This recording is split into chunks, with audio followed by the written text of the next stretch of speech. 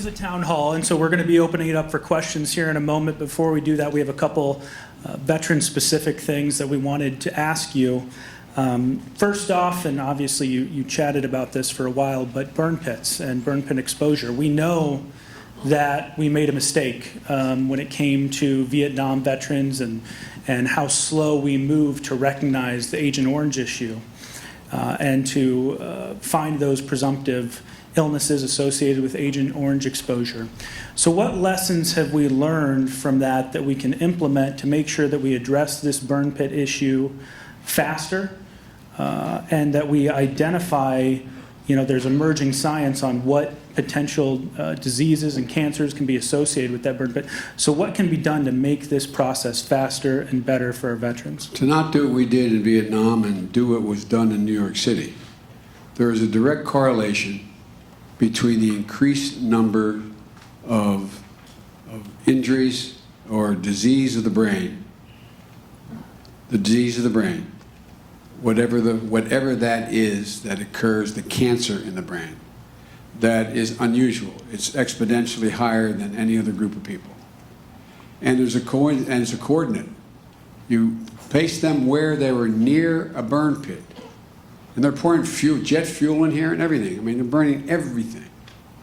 Everything is toxic because they got to clear it out.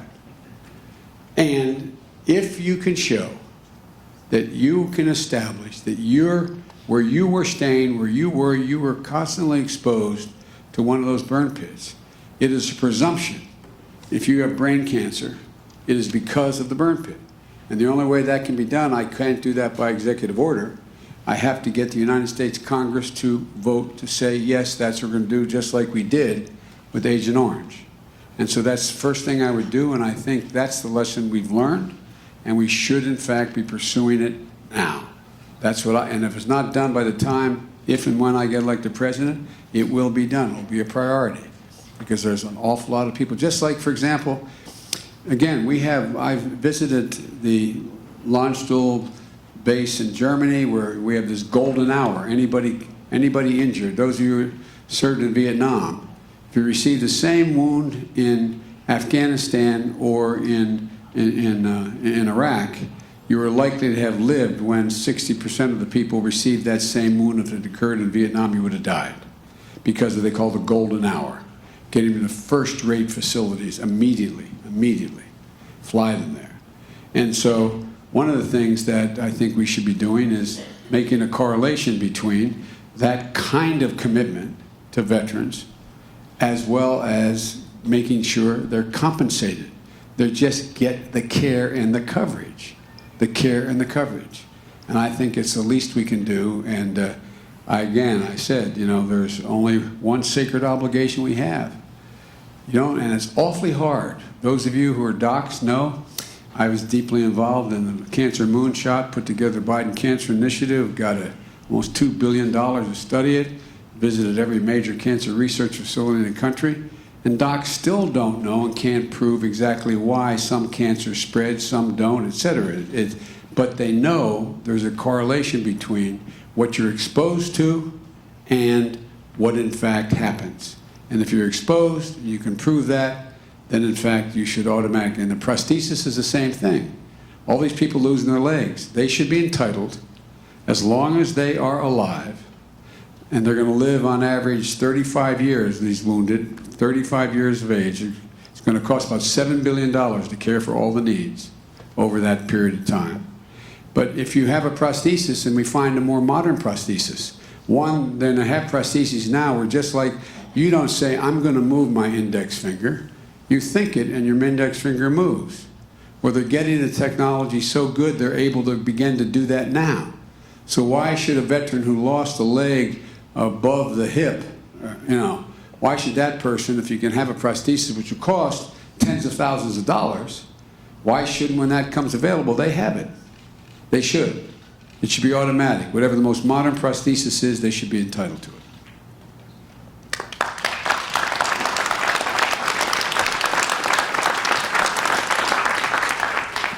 So VA facilities obviously should be centers of excellence, and especially addressing the the types of medical needs that veterans uniquely have.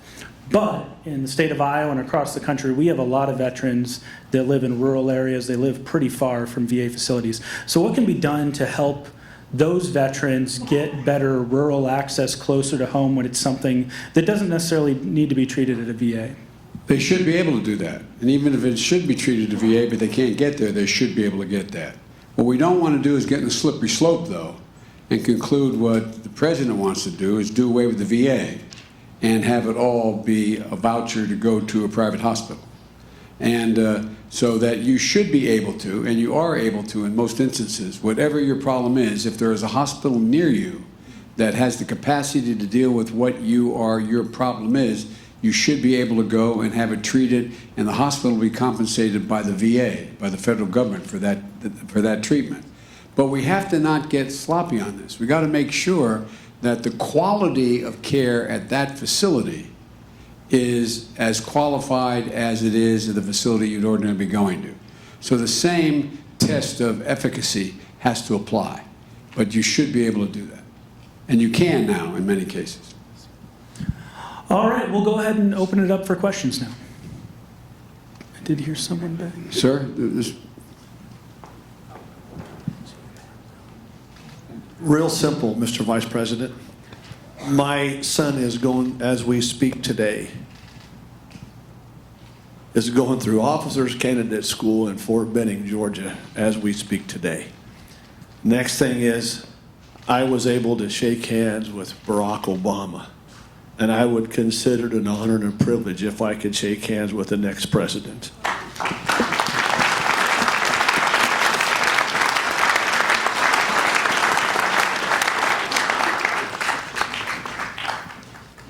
Your son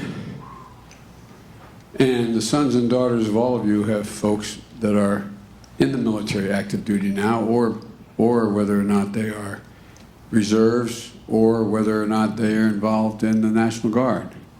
The one thing I will not do as President of the United States is send them into war unless there is an overwhelming reason why the national interest of the United States is at stake, and unless there is the support that, in fact, they deserve and need in order to accomplish their mission. We don't need large standing armies in the Middle East. We don't need large standing armies. One of the things the president asked me to do when we got elected was to take responsibility, I mean literally, not figuratively, take responsibility to draw down the 155,000 combat troops in Iraq. And as is now public knowledge, I was opposed to the massive increase, the original request to put 180,000 troops in Afghanistan. And so there are certain places that you have to make really difficult judgments about where do you deploy force. Most of what we use it for is to prevent wars, to dissuade people from going to war. But what we need today is not to have your son be part of a large invasion force going into any place in the Middle East, to Syria or wherever. But where we can, what we're focusing on more and more is providing for special operators, special operations forces, and everything from Navy SEALs to going through and the whole special forces people. Because here's what we're doing. We can't be, and I don't want us to be, the policemen of the world. That was a mistake we started making in Vietnam. We were going to everywhere, and we're going to make sure we took care of everything. But we have to, in order to deal with the crises of the future, which are going to be cybersecurity and are going to be stateless actors in terrorism, we have to be able to put the rest of the world together. For example, one of my jobs was to put together a 60-nation coalition to deal with ISIS in the Middle East, and so they wouldn't be heading here. And so we didn't need a lot of troops to do that. For example, all the troops in Syria amounted to fewer than 1,000 troops. But we were training other personnel around the country, around the world, to help us deal with what is going to remain a consistent problem as nations break down and as terrorism continues to exist. And so one of the things that we have to be doing is to make sure that we know what our foreign policy is. Right now, we don't really have a foreign policy. And I'm not being facetious. We don't have a foreign policy. We are embracing thugs like Putin and Kim Jong-un. This president's talking about love letters with a butcher. This guy had his uncle's brains blown out sitting across a table. His brother assassinated at an airport. This is a guy who has virtually no social redeeming value. And the president is talking about how he in fact can, what was his phrase? We exchanged love letters, love letters. Well, what's happening in the meantime? Because we have walked away from a lot of our commitments, you have that portion of the Pacific breaking down. You have now South Korea wondering whether we're not doing joint exercises with them anymore to prevent war. You have them deciding they got to deal with North Korea in a way that they didn't have to before. You have the North Korean president accomplishing everything he wanted, which was international recognition. And so the thing we did was to deny them access to capital to be able to continue to build their facilities, and these embargoes we placed on them breaking down because people saying, what, the President of the United States is meeting with them? Well, what's the problem? What's the problem? You find Japan and South Korea not getting along very well anymore. When we were in the White House, we decided to take 60% of our fleet and send it into the Pacific, in the Eastern Pacific. Because what happens? We know that, in fact, China is the 800-pound gorilla, to use the phrase, that sits up there. And, in fact, without us in the region, is emboldened to do an awful lot of things that just make it clear that you can't resist them. So we have allies from Singapore to Australia to across that region. And what they do, they set up air identification zones, saying, violating international law, saying you can't fly any aircraft through these areas in the South China Sea unless you ask us, unless you get our permission. They're building artificial islands in the region. Well, when we were there, we said, here's the deal. I remember I've spent more time with Xi Jinping, the leader of China, than any world leader had up to that point. And when I was with him on one occasion in China with my national security people, I told him we're not going to pay attention to the air identification zones. And he said, well, what do you expect me to take him down? I said, no, here's what I expect. We're just not going to, and we flew B-52s just through it, saying, this is international airspace. We're coming through. We're not going to yield. We can't let people change by the mere weight of their power the international rules of the road, like they're doing in trade. Look what they're doing here, and anyway. So there's a lot of things we can do, but we don't have to. We don't have to have large standing armies stationed anywhere. It was very much in our interest to have ports in the Pacific, because the Pacific is where most of the commerce is going to be taking place in the next 25 years. From Australia, from the western shore of South America and the United States to the Indian Ocean. That's where a significant part of the trade is taking place. Well, these guys want to change the rules of the road. We don't have to go to war with long-standing armies. We just have to make it clear. We're here. He once asked me in a meeting, he said, why do you keep saying you're a Pacific power? This is the leader of China. I said, simply because we are. And I said, it's a good thing for you we are, because we've maintained stability, allowing you to grow for the last 45 years. There's been no wars. Same way with Europe. Everybody says, what's NATO all about? Remember why we set up NATO in the first place. It wasn't just to stop the, quote, Soviet Union from taking over Europe. It was to make sure we never got in a position where we went to war in Europe again because one nation stepped over the bounds, meaning that every nation had to be join NATO. They all had to abide by the same rules. So you didn't have Germany going after France or France going after England. You didn't have that. And once that's why Putin is working so hard to break down NATO, to break it down. Look what's happening in Hungary with Erdogan. Look what's happening in Turkey with Erdogan. Look what's happening now. Because we have lost any credibility to pull the world together in a way that's in our interest. It's not just about us protecting Europe. What happens to us? How do we stay out of a conflict if there's another war in Europe, a major war? But what do you think? You think we can just walk away with nuclear weapons that are all around? I mean, so this is about maintaining world stability. And our grandfathers and grandmothers or fathers and mothers out of World War II were pretty damn smart. They set up these guardrails that didn't allow any nation to abuse its power because of the way we organized. And so what are we doing? By what the president's doing with, I'm sorry to make this all about foreign policy, but if you think about it, think of what he's doing to us in terms of our credibility around the world when he stands before the world and says, I believe Vladimir Putin is not interfering in our elections. I don't believe the 18 intelligence communities that work for me, they're telling me the truth. What does that do? Now you're sitting and you are an intelligence officer, or you run the major intelligence network in England or France or Germany. You want to share that information with the Americans now? When you know, they know, everybody knows, Putin has absolutely and continues to engage in trying to manipulate our elections? I guarantee you, you may have read, there's only 2 things I learned in the last 3 weeks besides that I'm winning in New Hampshire again. And nationally. But anyway, but here's the thing. I learned that Putin doesn't want me to be president. Do you see where they brought down the thousands of bots, they call those Russian bots, where he's lying about me. He goes in and picks somebody out of they go in, and the Russians, and pick somebody out. They show their picture, like of Jim Maurer. They get a picture of Jim Maurer, and they put underneath, Jim Maurer says Joe Biden's a traitor, or whatever, something not quite that bad.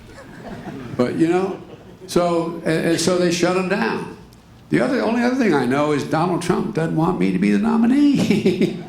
He spent over $10 million so far running lying ads that most television stations won't even put on because they're not true.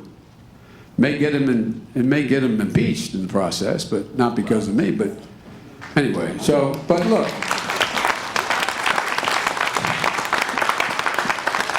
Let me say this. Whomever among us ends up being the nominee for the Democratic Party, the next president is going to inherit 2 things for certain. A nation that's divided and a world in disarray. That's just a fact. This is a fact. Find anyone, anywhere, who will suggest to you the nation is not divided or that the world is not in disarray. And it's going to require 2 things. One, somebody who's spent time and demonstrated they're able to bring the country together. They're able to generate consensus. They're able to bring both sides together. And when they don't, they're able to go out and beat the other side. Not by attacking their character, but attacking their judgment. That's what we did in 2018. I went into 24 states to 68 candidates. I did the thing I always do and I shouldn't do, which is that I predicted we'd win 41 seats in the House. We won 41 seats in the House. And we won them all of them in districts held by a Republican. But what did we do? We didn't go out and attack their character. We went out and said, now let me get this straight. Your Republican colleague here, he says what he wants to do is do away with pre-existing conditions being able to be covered. Oh, no, not me. Did you find anybody running against taking down Obamacare last time in the election? They had what they call in Southern Delaware an altar call. They saw the Lord, but they got defeated. And so my point is, when you disagree with people politically, you go out and you make your case in their districts against them. And we let the voters decide. There's a lot we can do. But also we have to be able to have someone, and there may be somebody else, but I think I'm equipped on day one to stand on the world stage, know virtually every major world leader, most of them by their first names, and know that they know that what you say you mean, what you do you'll follow through on, and that you know that of which you speak.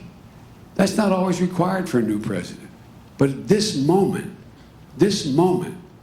in American history, the United States has lost its ability to persuade and lead the world now. And guess what, folks? If we don't do it, somebody else is going to step in and do it. It's either going to be Russia or China or both, and it's not in our interest. But it doesn't require dropping bombs. It doesn't require sending 150,000 troops somewhere.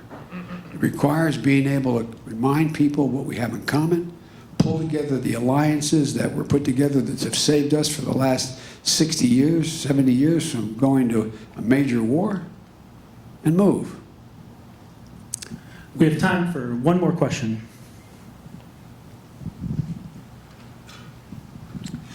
Thank you, Vice President Biden. I really enjoyed your speech. Joe's good enough. Okay, Joe. My question, the VA is short 49,000 people. And a lot of this is in the doctor and the top professional level, the specialists, because the salaries are about half of what they are on the outside. And that affects everything from burn pit lung to Agent Orange to cancer. How are you going to restaff? How are you going to build that up again? I'm going to go and I'm going to get rid of some of those outrageous tax cuts that were given to the super wealthy and to people who don't need them. No, for real. Look, what Barack and I did when we started this process, we went out and we got 4,000 nurses in 2016 to come into the VA and begin to pay them. And we got 1,600 doctors to come in. But we need to be able to pay competitive wages. And one of the things we can also do is, if in fact a doc is going to go through medical school and is willing to go and work with the VA for X number of years, wipe out their entire student debt. They don't have to do anything, pay anything back because they're giving service. So, but look, it is a lot of money.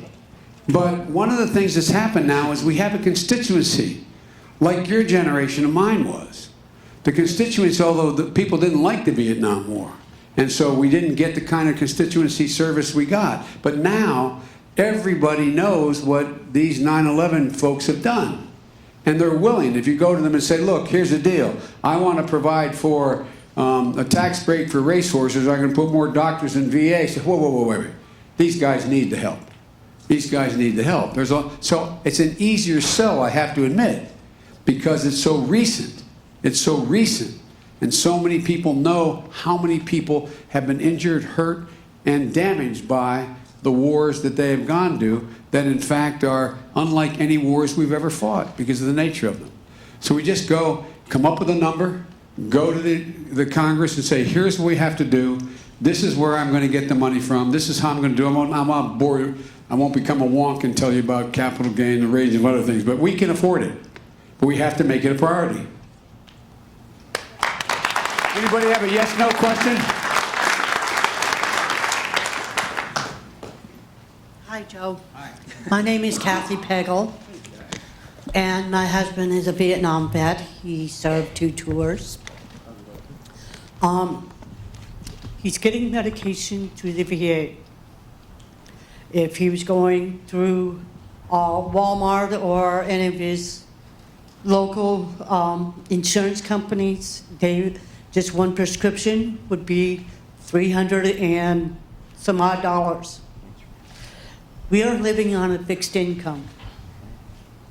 And I just got out of the hospital, and I'm scared to death to look at my hospital bill.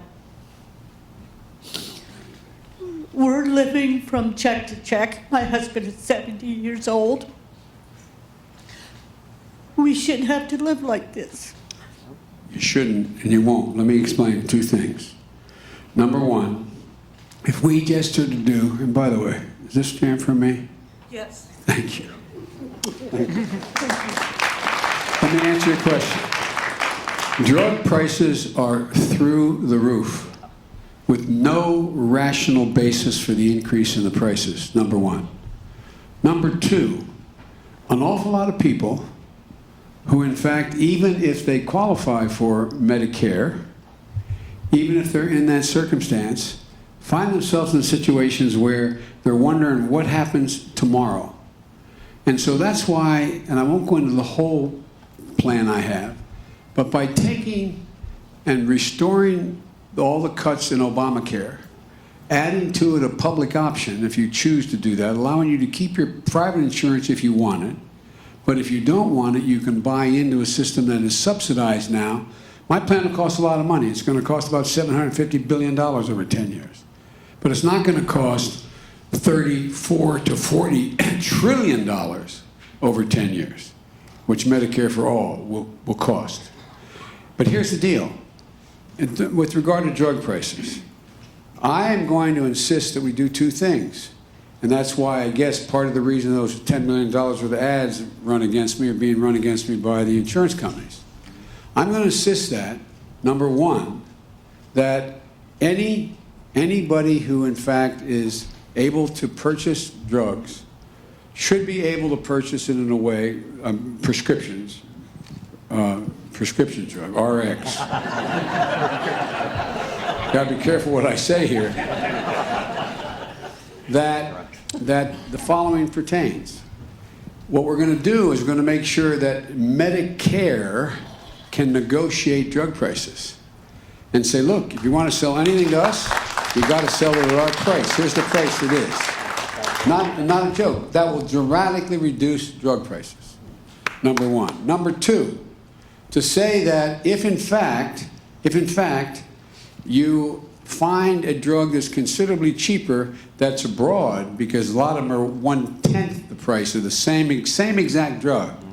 If the FDA guarantees and approves its safety, that it's pure, you'll be able to buy it abroad, from Canada or abroad. There's even cheaper things in Switzerland and other places you can buy online. Number three, you cannot, my legislation calls for, you cannot increase the drug price that you are charging more than the cost of health inflation, period. You can't do it. We're going to pass a law saying you can't do it because that's how you got your patent to begin with. And thirdly, the new drugs are the really expensive drugs because they're bio-based drugs. They're not chemical-based drugs. And engaging the immune system and a whole range of other things. And what happens is that sometimes there's only a single drug that turns out to have great efficacy, where there's no competition in that drug being put on the market. I'm going to set up what they've done in 2 other countries, set up a group of experts, not hired by the government, from around the country, who are experts in this, and have them set the initial price of what that drug will be, based on how much investment was put into that drug. The drug companies that I've met with, when I did the Biden Cancer Initiative, you recall, I had these national meetings around the country, and I met with a bunch of the heads of the major drug companies privately. And they are of the view, some of them, that my ability to charge you should be based on how effective the drug is. So if I come up with a life-saving drug for a particular cancer, I should be able to charge whatever I want for it. Even though it may cost me, figuratively speaking, $10 to find it, I can charge you $1,000. No, that's not the basis. In order to get a patent that you're the only one that can do it, here's the deal. You have got to be in a position where we set the base price of that drug by these experts saying, what is a significant return on your investment? And once it's set, you cannot increase that price unless something fundamentally changes in what you've done with the drug. You can't increase that price beyond the cost of medical inflation. They'll make a lot of money, still make a lot of money, but in fact, it will not put us in a position where, how many of you have had to take insulin? And I'm not asking you to show your hands, but my point is, look what's happened to the prices. It's gone up exponentially. People are not taking some of the things, or use of an EpiPen. I mean, look at these prices. There's no correlation between a drug you need or insulin you need that may have cost you on a yearly basis, $8,000, $10,000 is now $120,000. Nothing's changed. Nothing. They've not done anything more with the drug, except guess what? They got you over a barrel. That's going to stop. Anyway, folks, thank you very, very much. You're very gracious to take the time to be here. And I hope I get to see you again. Thank you.